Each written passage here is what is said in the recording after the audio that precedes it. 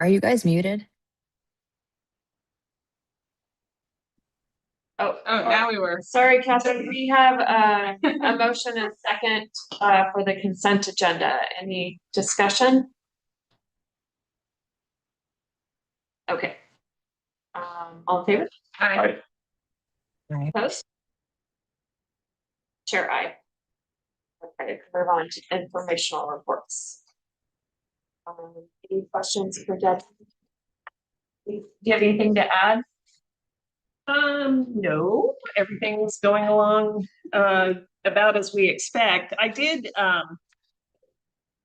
put in here and wanted to reiterate that we did do, you probably recall, that we had a supplemental budget that you passed in January that did what we've been referring to as the reorg. And so things will change, but as of January 31st, this was the information, this was what we were under legally, basically. So I try to keep the budgetary information that goes to you, I try to keep it as it would be looked at by the state from a legal point of view. And so as of January 31st, this is where we would be. And then next month, there's going to be a lot of changes. So it will look different next year because of the reorganization. And we'll talk about that more at that time when we start to look at the numbers and how they line up. But I did want to give you that heads up that if you're expecting to see the reorg, it's not there yet, but it will be next month and it will change things a lot. So, yeah. And that's a lot of what we're going to be going over in spring planning. Yeah. Yes. Okay, perfect. Yeah. Thank you. Yeah, we'll be talking about that moving forward with that. Okay. I do have a question for Debbie, if you don't mind. Oh, yes. Debbie, I did send my questions. Thank you so much for answering and taking the time to answer them before the meeting. The question I marked as probably going to ask this one during the public meeting. In the resolution table, the contingency decreased by $2.5 million and a capital outlay increased by the same amount. Can you walk through how much contingency remains after this adjustment and how that compares to prior years at this point in time in this fiscal cycle? Thank you. So, so the original contingency contained the purchase the sale of an estimate for Lower Hamel Mill and Big Seven in it, in addition to the roughly $550,000 that was for operations. And so the 2.5 million was also included. The reason that shows up is because that was in the resolution that you passed on the consent agenda for the purchase of property that we've already purchased the one piece and we're looking at the second piece that we've talked about over on Wasco Court.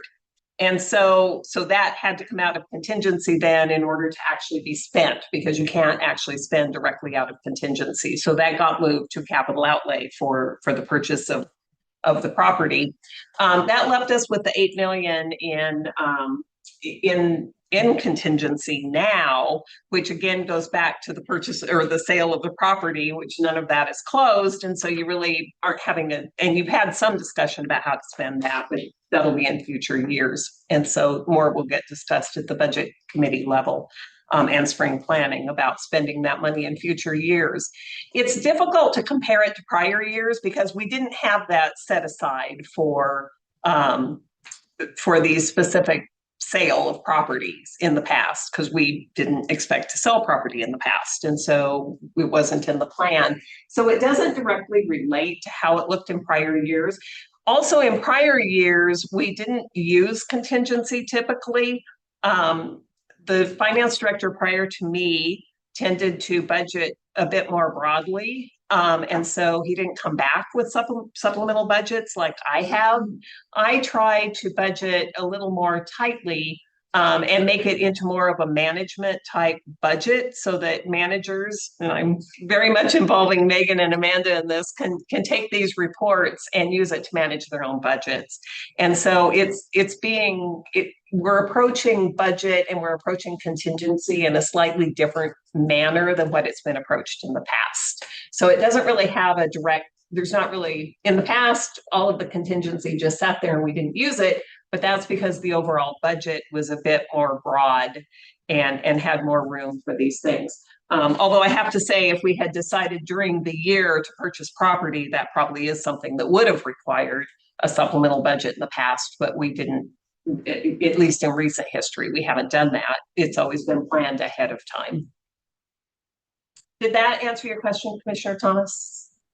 Yes, ma'am. And just because my concern is that we're not double counting money, like, and in my brain, I just wanted to ensure that I wasn't misunderstanding and double counting money. So thank you for that clarification. Yes, and you're welcome. And again, we can't spend directly out of contingency, so we have to remove it from contingency and place it into the line that it's going to be spent out of. Thank you.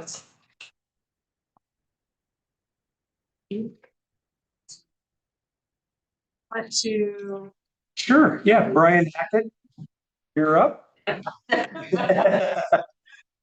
Yes. For awesome. Hey. Hey, Mark, how are you? Welcome. So Brian Hackett reached out about 2 weeks ago to come and present to the Port Commission on the levy and the bond for the pool. And so I did reach out to Commissioner Gehring, and Heather agreed that this would be a good presentation. And so we also have Kate McBride here as well. So I think at this point, Brian, if you want to go ahead and start the presentation, and then just let Tia know when she needs to flip through the slides. Awesome. Yeah. Well, thank you for inviting me, or me inviting myself, and on this great day of celebrating the season of St. Patrick. We'll start with myself. I'm a board member, just as many of you are, for the Hood River Parks and Rec. We're a special district, just as you are. We're in the process now of bringing a ballot measure, a bond, and a levy to the electorate here in Hood River County to support some things that we feel are overdue. Next slide, please. This just goes over really quickly. Oh, I can, Yeah. Oh, well, I mean, yeah. let me. Oh, sure. Okay.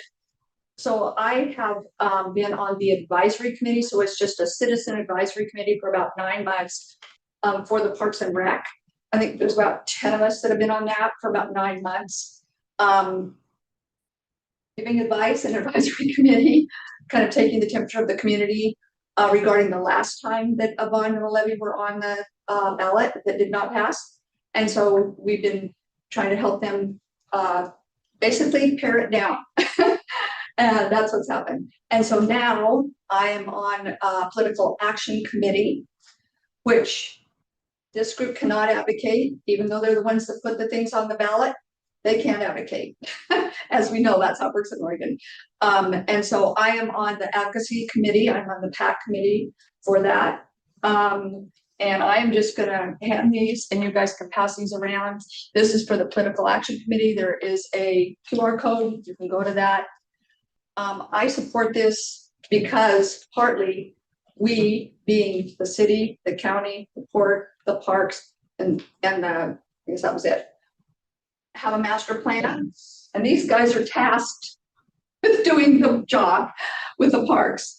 And the SDCs go to them. And so I just support it as I did when I was on city council, because they're the ones that are taking care of that stuff now. So you guys want to pass that around?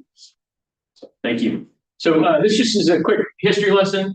You can let it all wash over you. We all know Measure 5, Measure 50. 2024, we had a ballot measure, went to the folks here in Hood River County, was not received well, and it failed. We are now in a process of recalibrating that ask. We have finalized that ask, and now we are moving forward with a bond and a levy. Part of my effort today is to inform all of the special districts in Hood River County of what we're doing, why we're doing it, and why we feel it's important. The next slide, please. This is just the 2024, the initial, and now what we're looking at in 2026. So you can see it is much reduced. We wanted to really highlight one of the new things here is this alternate funding. really what we did is we took a page from what the library had done in terms of establishing a foundation, looking at other sources of funding and bringing that all together to build this project.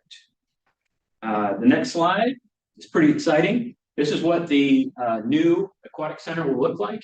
Largely the same footprint, largely the same size in terms of pools. You'll see some things that look a little bit differently. Actually, we're going back to the old school and original setup of the pool. If any of you were around in the, you weren't, in the 40s, that's what it looked like a long time ago. Yeah, I mean, this is just a rendition that we're kind of letting folks know and see so that they get a sense of what they'll be funding. We can all come back to all of this. My goal is to get through these slides quickly and answer any questions you might have. Next slide. Thank you. So this is just going over the funding sources. What we're trying to do is capitalize on the foundation that we have now established. The pool bond, of course, will be the largest portion of it, and just trying to combine this to have a facility that we just saw. The operations side of it, the levy, also you'll see the variety of funding sources are largely what any special district in the state of Oregon can expect. Next slide, please.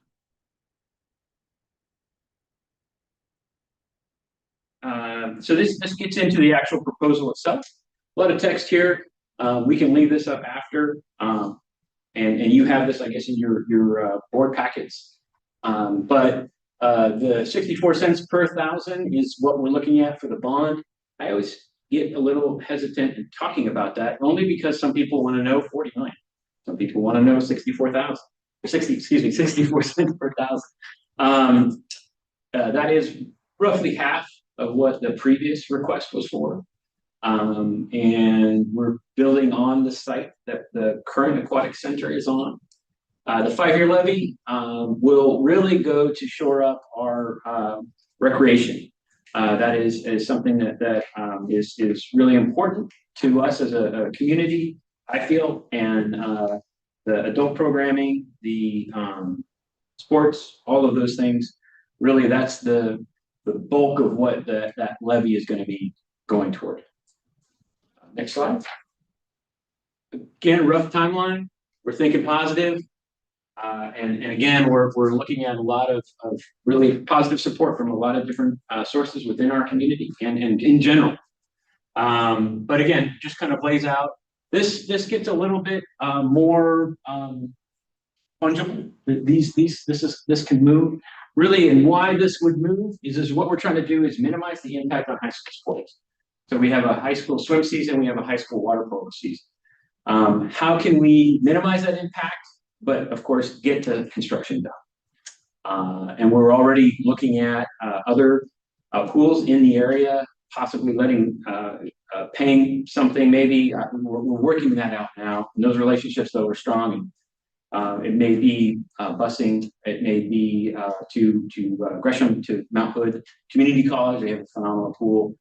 Maybe working with the Dows to have their pool open a little bit later, do some kind of combination of all of those things. We're looking at about a year to a year and a half for construction time. Yeah, it's pretty exciting. What we will be able to do. And I think, yeah, we have wanted to, next slide is just thank you for your time. Thank you for considering this. Really what we're asking is if this is something that you feel you would like to support as a board, and that doesn't have to be decided right now, of course, but we do have a notional resolution, referendum, whatever your structural rules will allow, that we would like to publicly support our effort as we move forward. We can go back to any of the slides if anyone would like to view them or look at them. But I'm willing and perfectly excited to ask for any questions from this group if there are. Looks like Commissioner Thomas has a question on Zoom. Thank you, Chair. Just a quick question, Mr. Hackett, can you go back to the design picture for the pool? And can you clarify, is this going to be considered an outdoor pool or an indoor pool? Thank you. It will have a permanent cover on it. We worked with the current set of engineers, and in the recent past, no engineer will recommend a fabric cover in this environment. We have too great a wind load, we have too great a snow load, we have too great a rain load. The fact that it's lasted as long as it has is, I would call it an anomaly, but hey, we're going to take it. We're going to keep operating this thing as best we can. A permanent roof is really what's required in this area.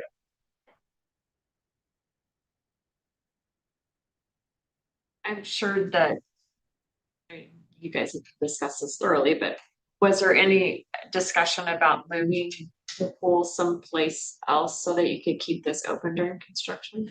There is, and really what it came back to very quickly was a lack of real estate.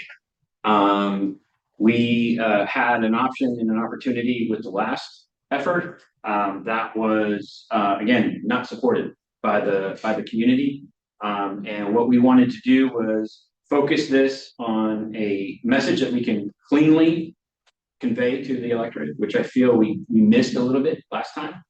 And by being able to describe this pool as very similar in size and shape, scope, we felt that was the best way to communicate it. And in terms of real estate, Parks and Rec has a dearth of real estate that is viable for something like this. And so we felt that there was an urgency in the need to replace this, to start this, to get this through. And we decided ultimately that there was no option to build on another site and decommission this site. Can you go forward a few slides? Not that one, that one. Yeah. Okay, great. So I was hoping you could do a little work to translate some of this into real impact. So for instance, right now, what do county residents pay per thousand for parks? For Parks and Recreation. Yeah. That's 34 cents. 34 cents. 34 cents. Yes. Okay. So is this 33 cents on the levy? This is in addition to the. All of this is in addition. All this is in addition. So we're going to go from 34 cents to a total of a little bit over $1. Yeah. Yeah. I'm not going to do math in public. I know, I'm not either. I don't want to do it. Okay, and so one thing I was hoping you could do is two questions actually. Yeah. One is it might be useful to understand what some similar sized parks and recreation districts with pools around the state are paying their tax rates for Parks and Rec. Do you have that information? I don't have it on me, and we can get that. It's on the website. It is on the website. Okay. So, we went through some of those gyrations before, and we found that argumentation was not compelling. No, I understand. I think there's a point there that there are a lot of parks and recreation districts around the state that are very nice, that they pay quite a bit more than 34 cents per thousand for taxes. Most of them.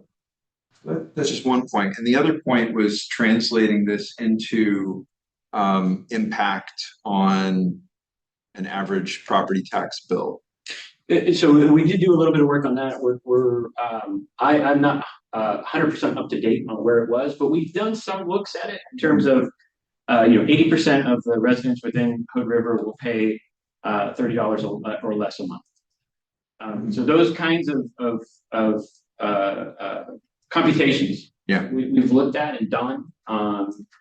So I can. Just a little bit. So those things I passed out, that QR code goes to our website, to the Political Action Committee's website. There's a link on there that you can click on And I think that you also have that on your website, on the Parks and Rec's website, and you can actually put your name in or your address, and you can find out exactly what your taxes will be. Within Yeah. a few dollars. Yeah. But so you can actually see what it would be. But I think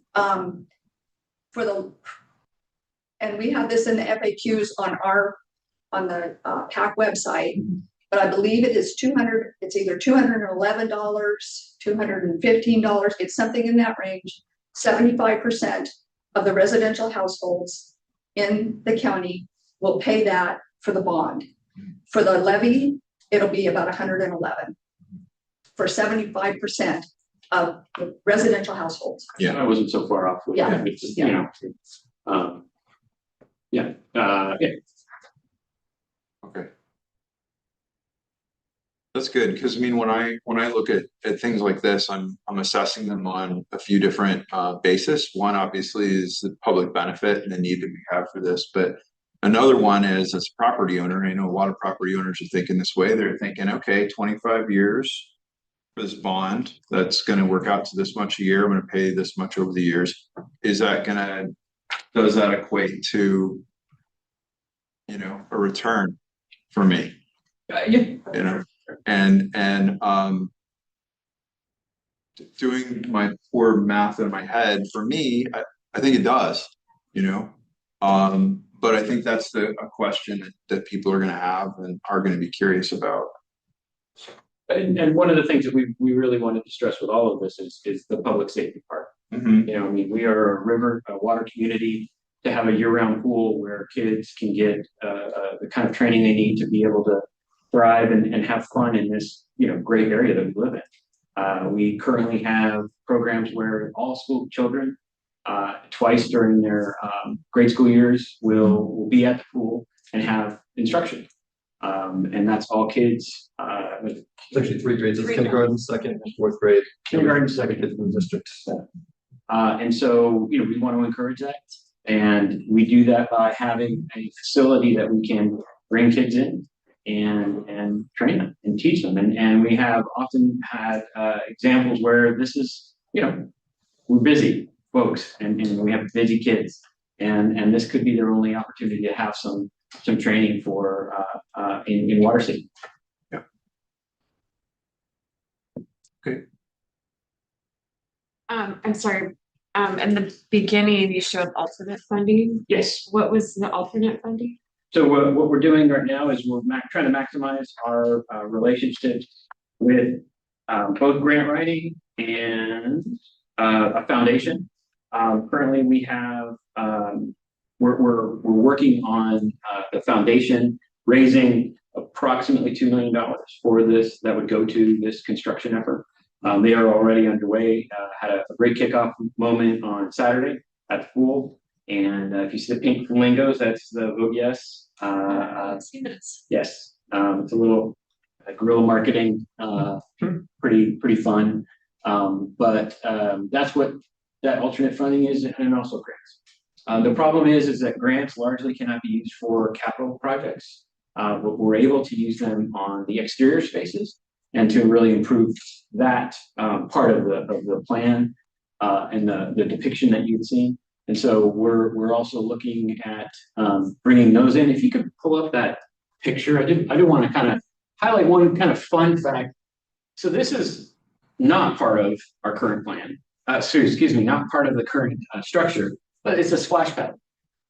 What can we do here?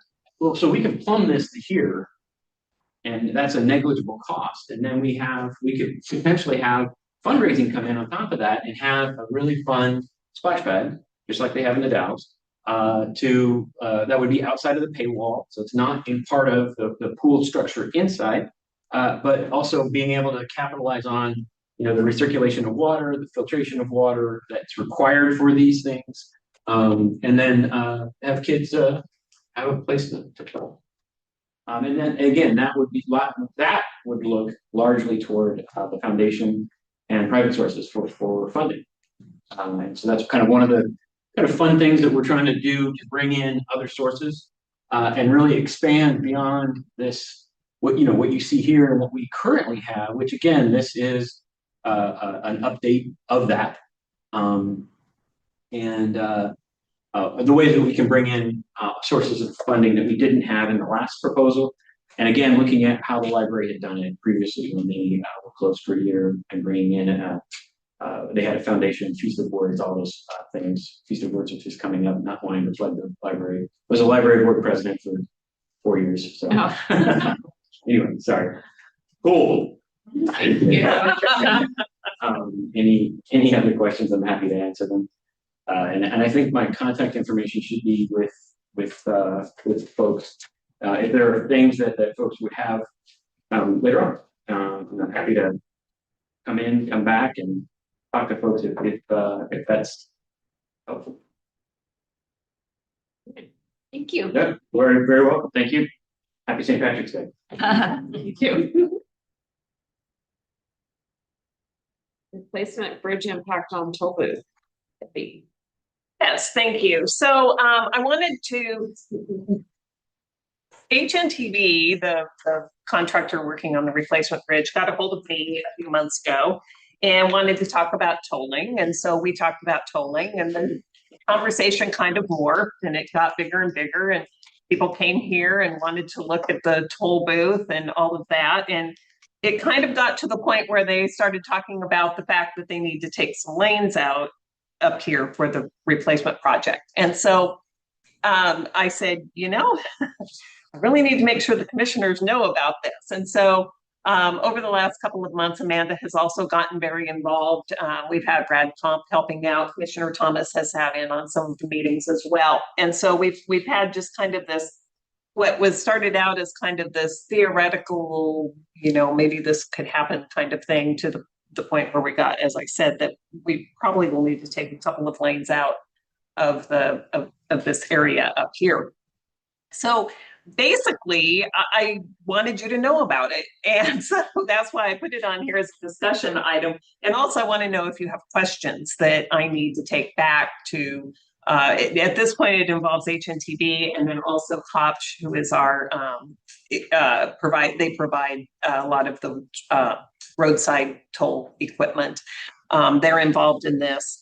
And we just have a lot going on. I also wanted to make sure everybody knows, because I'm really appreciative that this is being brought up way ahead of time. This won't impact anything until construction actually starts.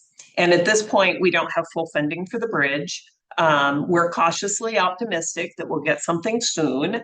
And so if we did know by, say, around July 1, and that's kind of what we've been telling people, if we do know that the bridge is fully funded by July 1, then we'd be moving full steam ahead.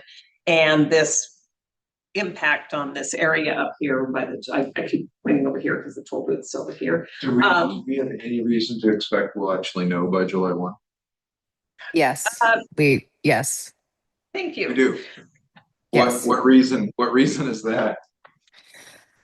The not hearsay is just what the USDOT is sharing on their very public webinars. So hopefully we will find out, and just based on conversations that we've been having.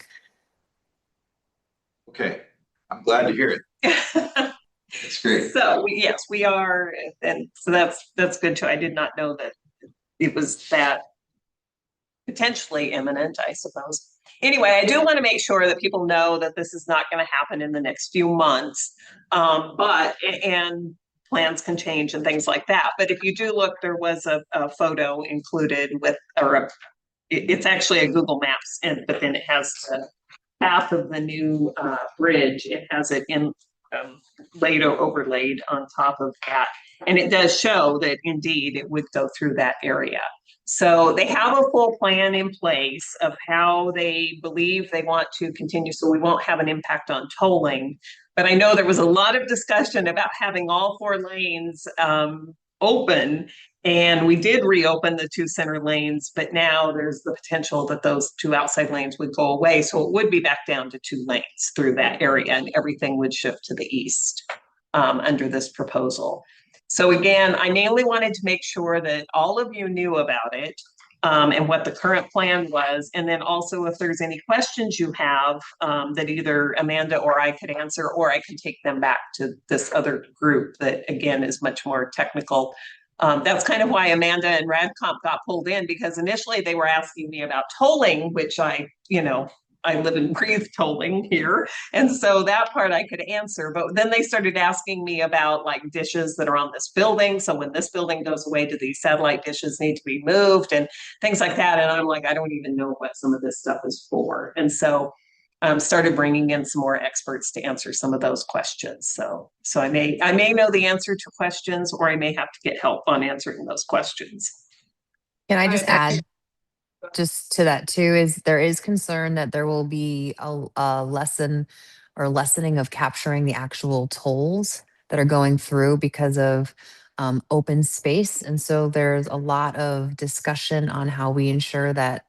And so speaking on the bridge side as a bridge commissioner, ensuring that the port does not lose any tolling because we're having these discussions earlier. And we're talking about angles of toll readers and height of toll readers and like the spacing of the toll readers. And so that's sort of where the last couple meetings I've been on is, really technical stuff, but ensuring that the Port of Hood River's financials are not impacted negatively because we're having these discussions super early. So there's not just destroying something and then having, 2 days of no tolls because we don't have the equipment installed and that kind of thing. So that's just what I added, Debbie. Thank you. Because yes, I have told them I'm very happy that we're having this discussion early on, because we can have a plan that way. And Catherine, did you say open space? Do you mean, are you worried about people not using the lanes and going around to the west where the construction is happening, or? If I can jump in, I think it's more because they want to take out the canopy and everything there. And so it's a much more wide open area for if you're aiming a camera at a license plate and things like that. It's a much more wide open Or we can area. potentially put in some Jersey barriers or something and just funnel people, right? Yeah, and So that's they an insurance issue.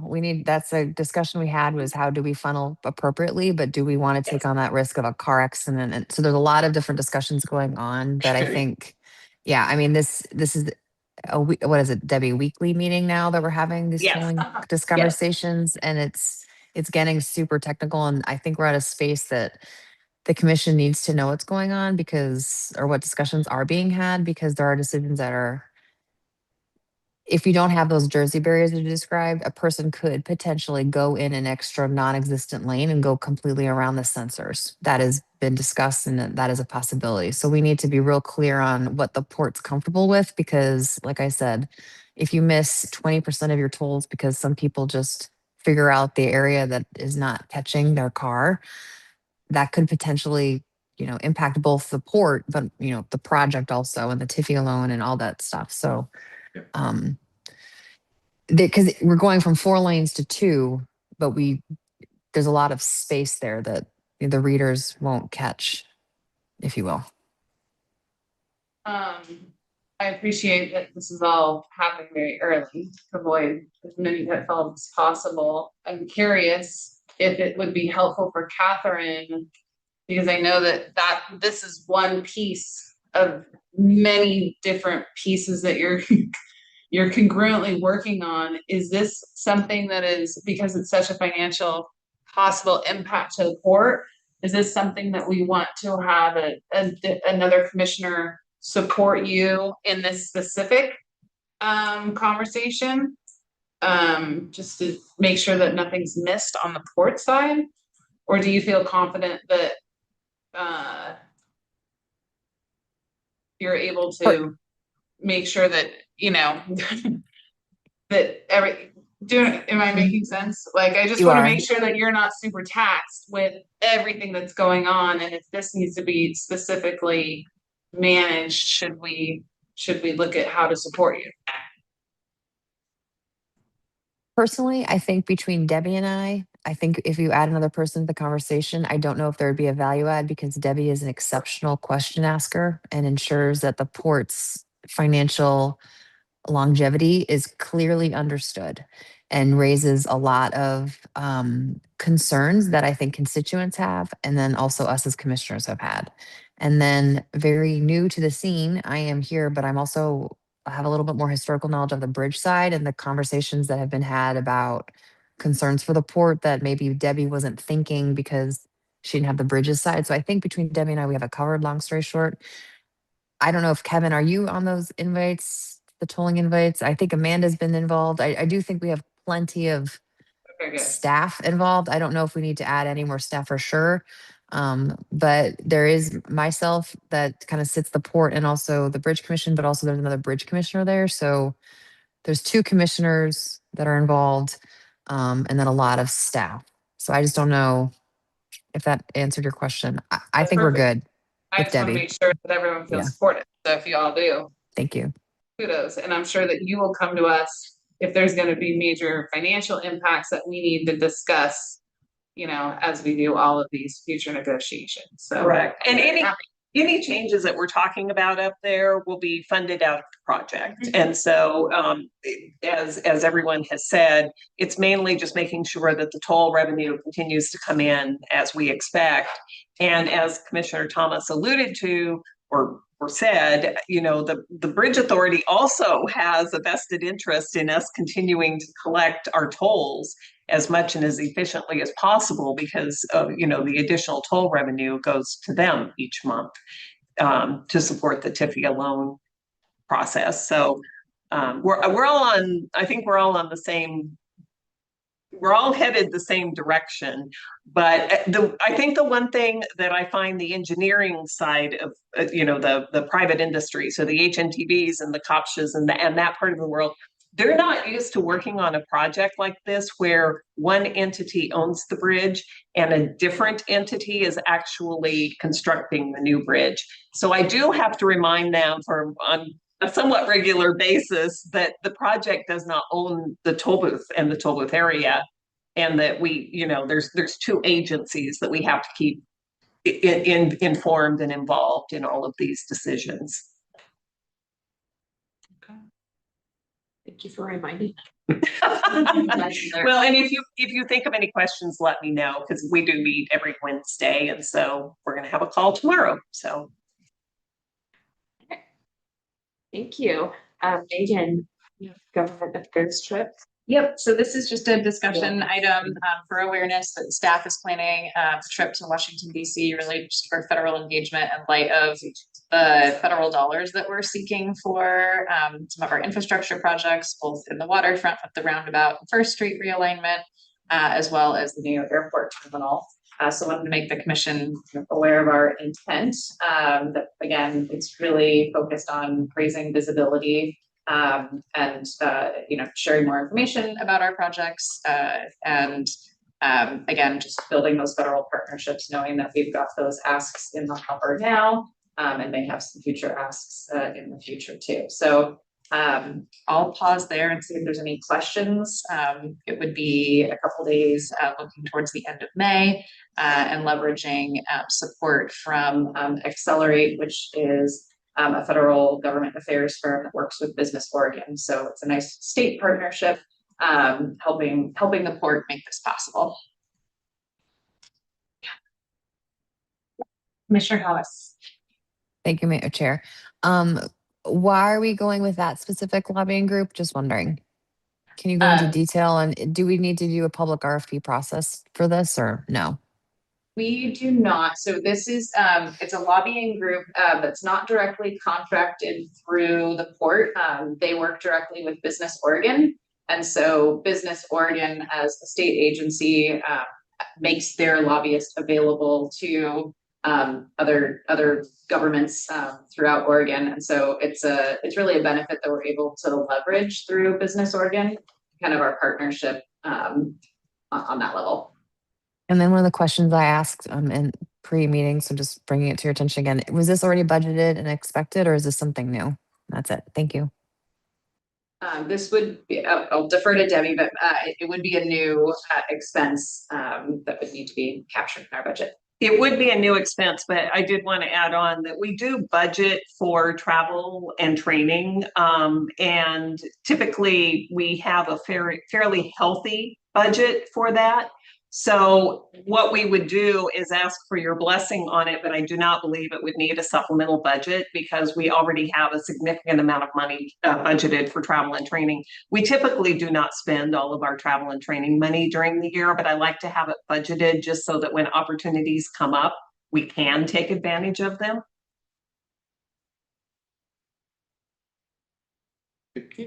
Sounds like a great benefit to me. I guess the only thing I just want to confirm about commissioner involvement. And so one of the things that I believe very strongly about is that these trips to DC tend to not be as effective if there aren't elected representatives involved. And so I do know that Megan and I both have talked to Ben Shepherd, and he will not be available during this time. But I do believe that the commission should discuss who from the group would be willing to attend and really represent the port from a political perspective. This is May. Yes. Okay. And we don't necessarily need to meet, well, I guess we need to kind of, because if we're going to do this, we need to make reservations relatively quick. So, you know, if there's consensus that we can order, you know, kind of start the reservations for four, be four of us, I believe, or no, 1, 2, 3 would be three. So So a couple clarifications. So this Accelerate Strategies, is that something that we would need to pay extra for their services? No. Or it's sort of, no, I'll, if I can just please. jump in on that. So the state of Oregon, they procure government affairs contracts to represent Business Oregon's interests in DC. okay, And so Business Oregon supports the 23 Oregon ports. And so as part of the relationship between the Oregon Public Ports Association and Business Oregon, we as individual ports can leverage that contract at the federal level at no cost to the port. And so it's an excellent way, as you know, when the port was paying for lobbying contracts, each one of those contracts was probably $60,000 to $80,000 a year. yeah, that's So fine. it's a wonderful leverage of, and like what Nick was saying, it's really that relationship between the Port of Hood River and the state of Oregon that we get to utilize that. So great. And what that individual would do, Madison, she would do the scheduling, would escort us through the fastest routes to get to these appointments, and really kind of, you know, do the handshakes and the introductions because they're there all the time. Yeah, I saw this and did a deep dive on this because my biggest question is this money well spent for the public, basically? And a lot of research actually surprisingly has been done on small government lobbying in DC. And it turns out that it is generally considered a very well use of dollars. On average, they said small governments get about a 5x return on investment for anything spent lobbying in DC. And actually, it's kind of a shame there are a lot of governments that have good projects and they can't maybe afford to go. And so it's the governments that can afford to send people and go that get the FaceTime, that get that call from the senator's office to the agency that helps move your application up. And it makes a big difference. So I went from being very circumspect about this to being a supporter. So just adding that by way of color. So how's your calendar looking? Yes. for Strong volunteer. Right. Yeah, no, I talked to Ben about this afternoon, and I am available and willing to go as much as I dislike commercial air travel. So go ahead and order 3 tickets.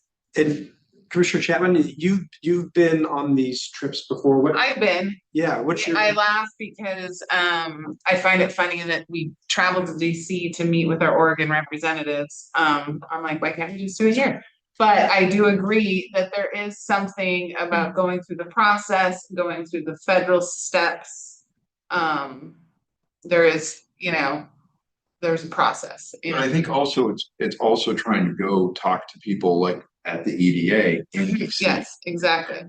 So So I do feel like that if it's well planned and if it's well organized, it can be very valuable. I also could see it being a big waste if there was not a lot of focus. And so I think as long as the right people go who stay focused, it could be beneficial. So, yeah.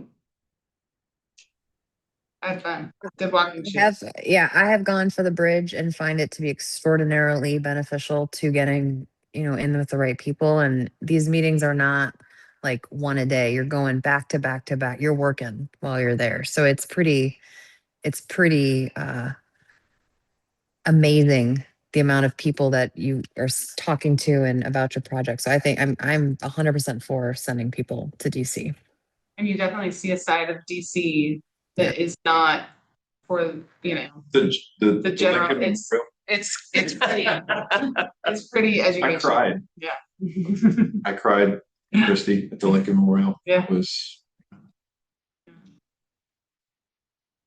So that's great. So we'll take that and get you on board. Yeah, I would just say get those airfit tickets now because Jet A already like doubled and Yeah. it might be going up. And so air prices, you want to lock in tickets ASAP. Oh, yeah. Yep, I've got a kind of final planning meeting with Accelerate tomorrow to figure out logistics and then we'll Great. there. Cool. Thank you, Megan.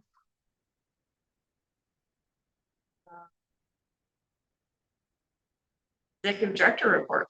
Yeah, so the only thing I really want to bring to your attention is the spring planning work session agenda. That's page 98 in your packet. Here we are, a lot of projects are underway. I think we're going to just be given written reports, in the packet, but I do want to specifically call out the discussion items. So, we are going to be, that's on page 98. So right now we've got 4 areas that we would like to have a discussion with you. One is a new fund, a capital projects fund. We actually will move that boathouse removal process into an executive session, so we can actually take that one off the public discussion. We'll have some big 7 capital repairs. We want to come back and talk about that CMGC, that contracting approach for the admin remodel, and then updates on the waterfront transportation improvements, which Commissioner Shepherd has been ushering.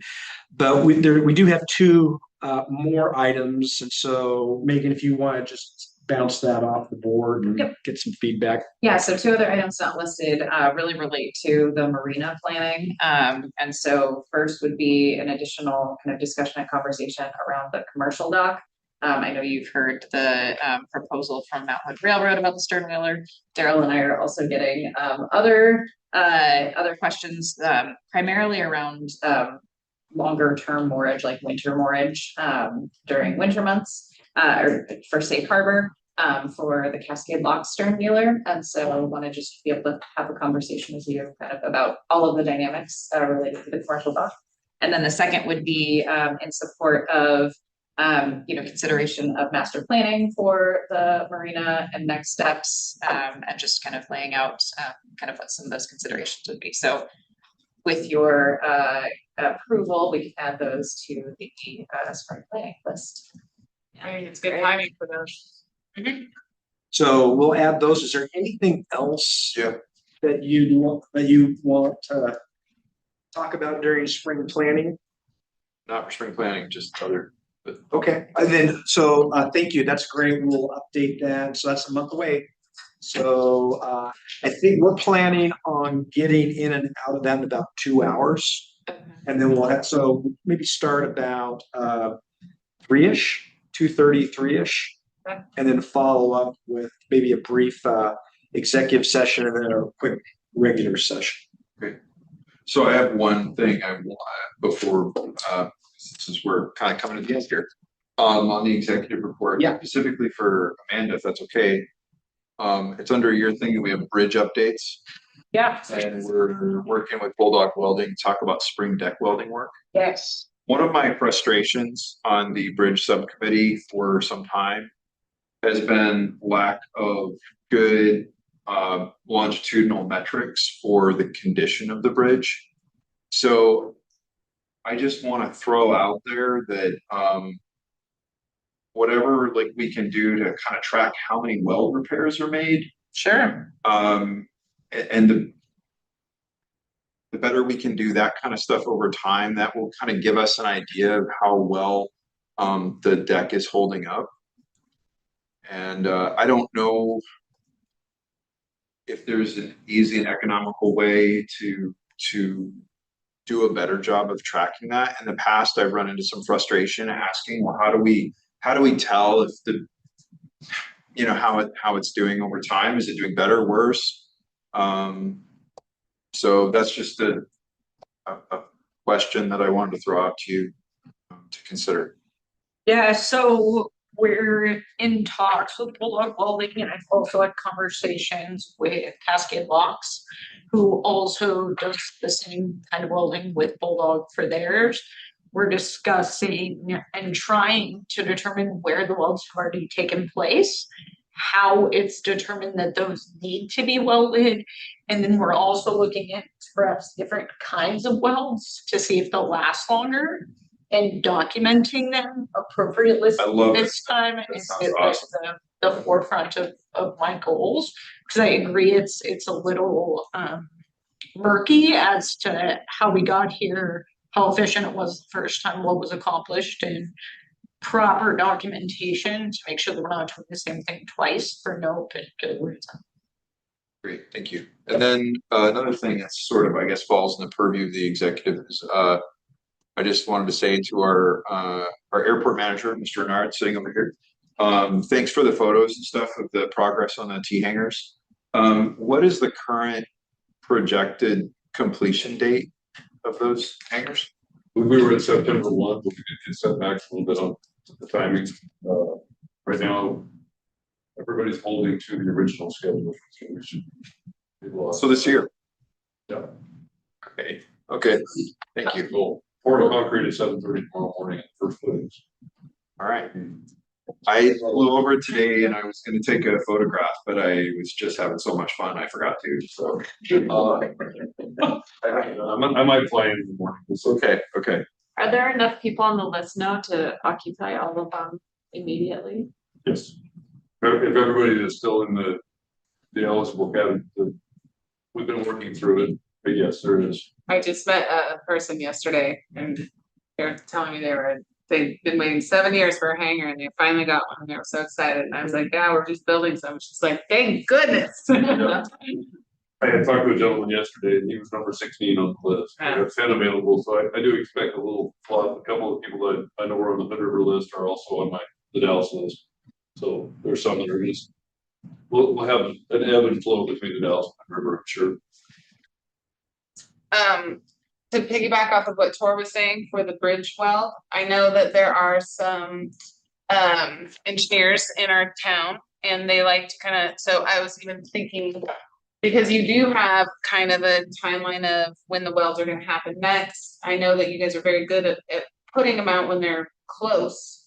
But for those people that wanna see like this is the schedule as you know it, and maybe almost like a ticker of, you know, here's a spreadsheet of here's the welds that were done this date and here's the welds. Yeah, I think that'd be, I love that idea.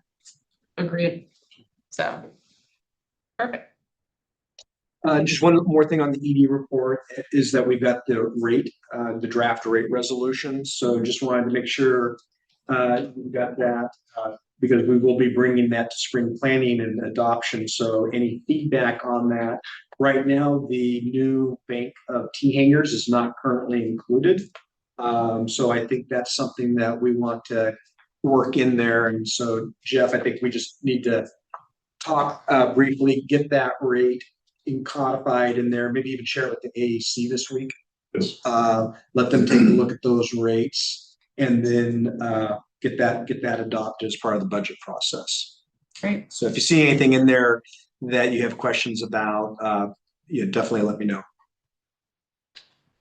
Other than that, that's all I have for the EE report, unless you have other questions.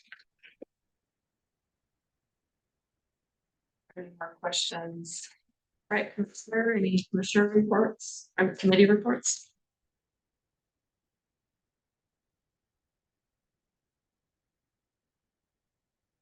Do we have any action? Absolutely. Hate to read that. Nope.